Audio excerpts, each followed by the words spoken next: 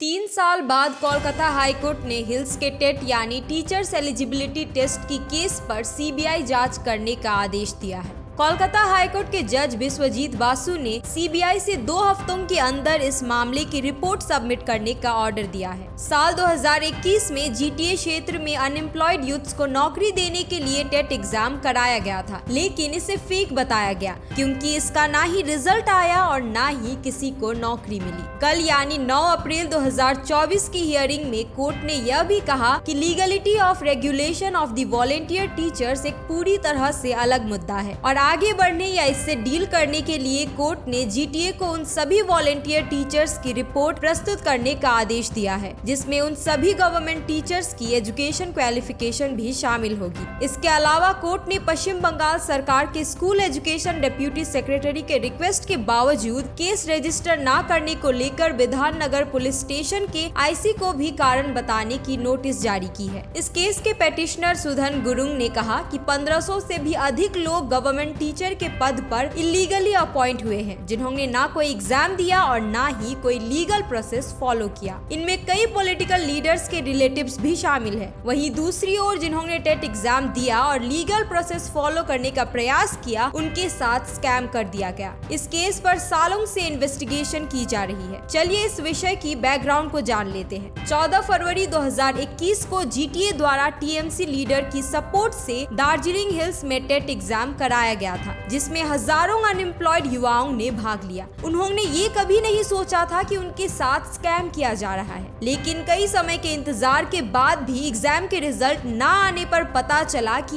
ऐसे एग्जाम की notice government ने कभी दी ही नहीं थी। कई रिपोर्ट्स के मुताबिक पॉलिटिकल लीडर्स ने राजनीतिक फायदे को देखते हुए इस फेक एग्जाम को अंजाम दिया। इसमें जीटीए और टीएमसी के लीडर शामिल हैं। इसके अलावा विनय तामंग जो इस केस में शामिल है, उन्होंने सीबीआई जांच का स्वागत किया, लेकिन यदि सीबीआई जांच के बाद उनके खिलाफ सबूत पेश की गई तो वे जेल भी जा सकते हैं। वहीं दूसरी ओर बीजेपी के नीरज जिम्बा और हमरो पार्टी के अजय एडवर्ड्स ने इस केस में कोलकाता हाईकोर्ट की प्रोसीडिंग्स पर खुशी व्यक्त की। जानकारी मिली है कि अगली हियरिंग 25 अप्रैल 2024 को की जाएगी।